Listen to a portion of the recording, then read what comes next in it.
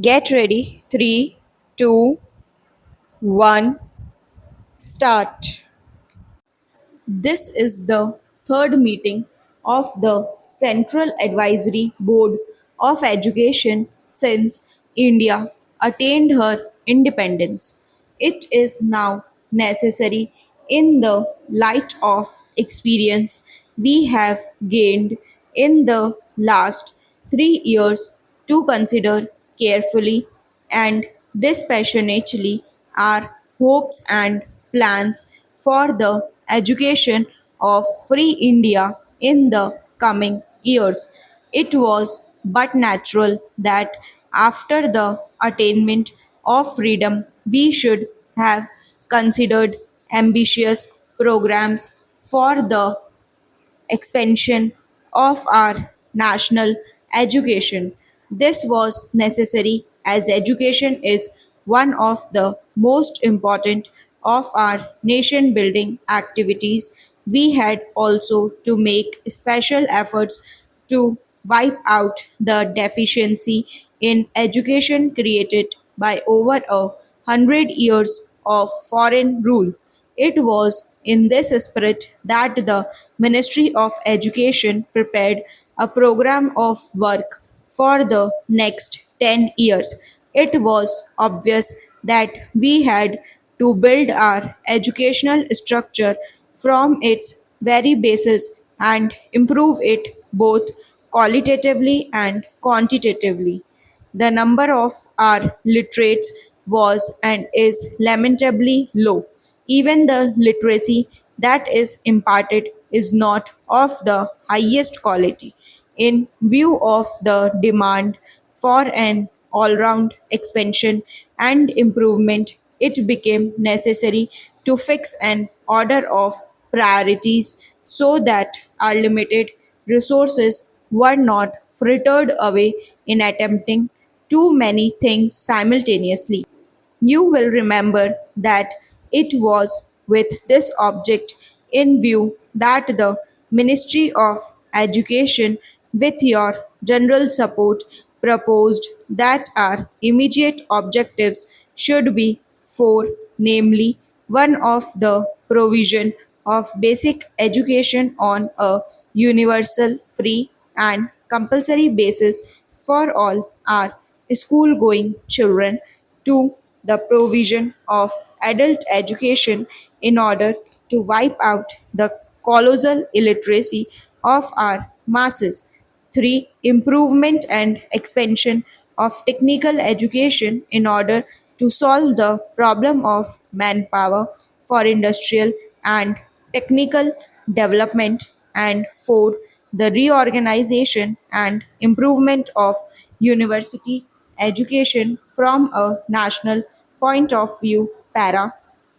The post war development plan laid down that it would take 40 years to implement a scheme of basic education and cost the nation a sum of rupees 8,000 crore at the rate of about rupees 200 crore a year. You will remember that after the attainment of independence, we all felt that the period was too long and exigencies of our national economy demanded a reduction in the cost. We realized that lack of finance was not the only obstacle in our way. Para, you considered these reports last year's and generally approved of the recommendations. I agree with your views and feel that in the light of the modifications suggested, we may prepare our programs on the basis of cooperation between the state and the people so that the state may extend the necessary facilities and services on the one hand and the people on the other supplement on a voluntary basis the efforts of the state to improve our standards of technical education. The program that we had envisaged was the establishment of four higher technological institutes in addition to the strengthening of existing institutions. Considerations of finance did not permit us to start with all the four, but we thought that at least a beginning should be made.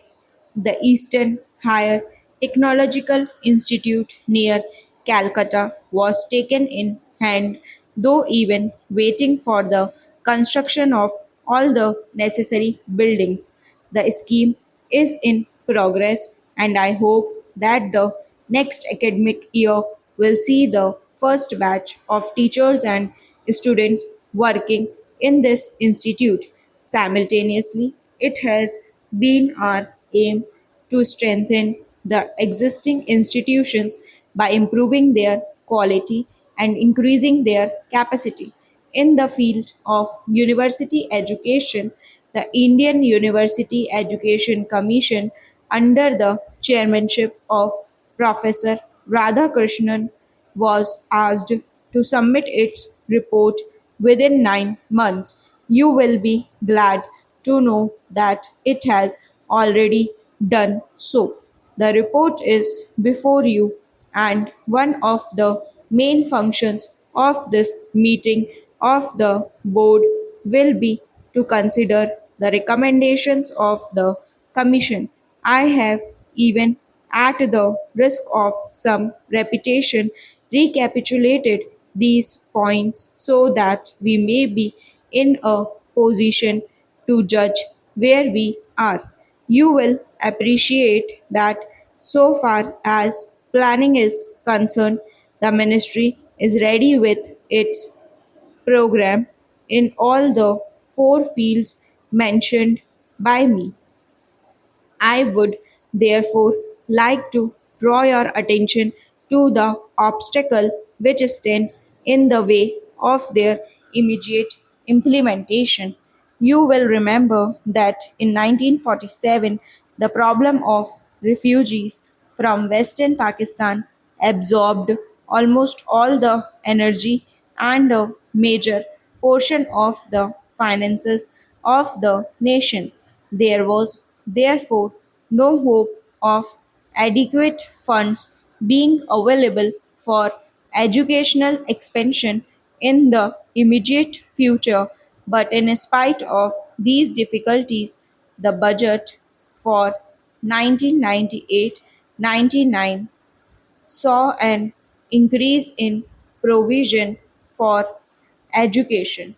During 1998-99, our scheme for educational reconstruction reached a suitable stage for implementation. It was my hope that the 1999-2000 budget would enable us to make a beginning with the program for the same now stop.